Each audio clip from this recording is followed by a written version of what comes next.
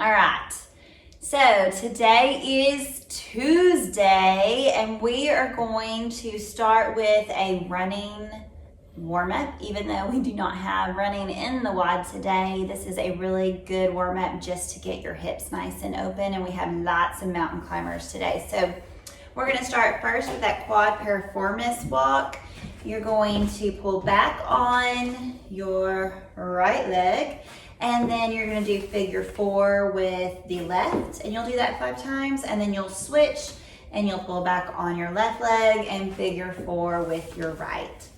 Then we're going to move to the knee to chest. So you're going to pull your knee to your chest, and then you're just going to alternate.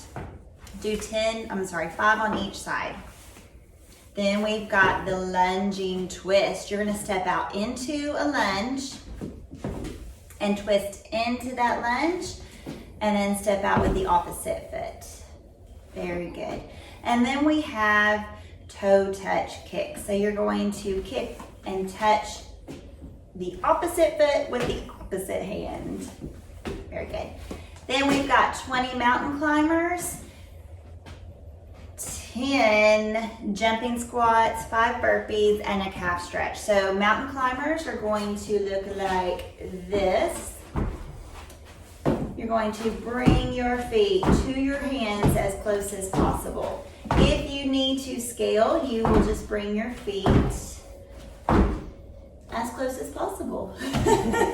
Whatever is comfortable. And jumping squats, we will be in our squat stance, so feet hip width apart or a little outside, going all the way past parallel and up into that jump. And then burpees, you're gonna go all the way down to the ground, chest and legs touching the ground and out overhead. To scale this, you can step back 1 foot at a time, all the way down, and then stepping forward all the way up, still full hip extension at the top. You can also scale your burpees with push-ups if you need to do that. I don't recommend you doing that very often. That's kind of the easy way out here, guys. Burpees suck, and they're supposed to suck. So really force yourself to even just scale those burpees by stepping back. Okay, so the WOD, and the calf stretch. Sorry, calf stretch. So with a calf stretch, you can either find an element or a weighted object that you can press your foot up against, or you can go down into kind of this plank position and use your opposite foot to press down on your heel, which will pull that calf muscle in. Okay, now moving on to the WOD today. It's a 15-minute AMRAP for both core and the one-day WOD. Core WOD, you will do 10 mountain climbers, 10 kettlebell or dumbbell swings, or band pulls. So you have 3 different elements you could use there.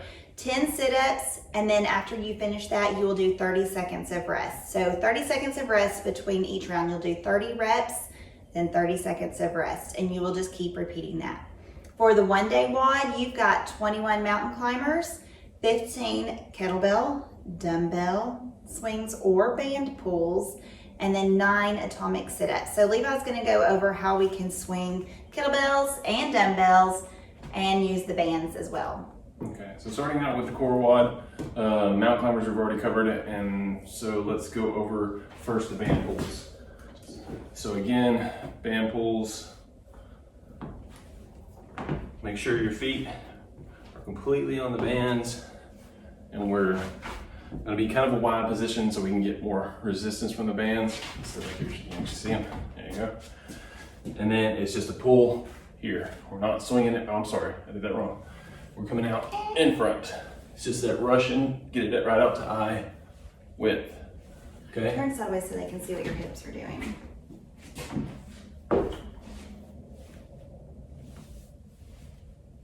Cute booty you got, Mr. Booth. So we're hinging at the hips, pulling that up. So that's, you can do that same movement for both the core and for the one-day WOD. But for the swings, we can either use dumbbells or kettlebells. Again, this is for core and one day. So starting out with the dumbbell, if you can grip it, like this. You can swing it just like the dumbbell or just like the kettlebell. Again, using our hips. And just like a dumbbell. And just like a dumbbell. Using our hips to launch the weight all the way out overhead. If you're not comfortable with it going over your head, just bring it out to eye level. It's a good scale for this. You guys can't see when he goes all the way overhead, but his arms are completely locked out. And we see this a lot in these swings, that the arms will be slightly bent. So really force that straight arm. And then with the kettlebell, same motion. Again, using the hips to lock it out, to launch it out overhead. And then the scale. Make sure you're not squatting into this. It's hinging at the hips and rocking forward. All right, moving on to atomic sit-ups. Atomic sit-ups, if you don't have a weighted element that you can safely move over your head, just do regular sit-ups. But you can use a med ball or some other weighted element that won't crush your head if you drop it.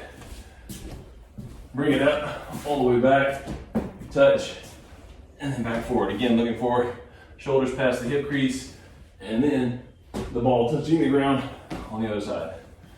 So that's the atomic sit-ups. You could even use like a household item like a pillow and focus on keeping your arms nice and straight. It will not work as a counterbalance to help pull you up, but it will work those lats that are really good to work on right now since we're not doing pull-ups. And then the scaled version of regular sit-ups, still in a butterfly position. Bring your shoulders back to where they touch, and then back, shoulders past hip crease. All right, and that's all, folks.